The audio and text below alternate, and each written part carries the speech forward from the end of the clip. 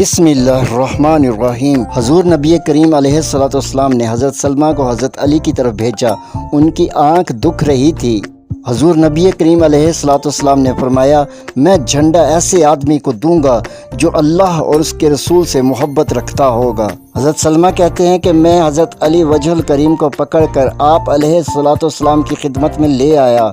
आपने हज़रत अली की आंखों पे अपना लुआब दहन लगाया तो उनकी आंखें उसी वक्त ठीक हो गईं। मरहब रिज्स पड़ता हुआ मैदान में निकला।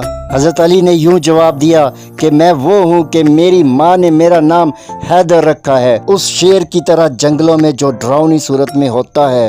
हज़रत सलमा कहते हैं कि फिर हज़रत अली वजहुल करीम ने मरहब के सर पर एक ज़रब लगाई तो वो कत्ल हो गया। यूं खैबर हज़रत अली के हाथों पर फतह हो गया। मुस्लिम शरीफ हदीस 4672। एक दूसरी रवायत है कि हज़रत अली ने खैबर का दरवाज़ा एक हाथ से उखाड़ दिया।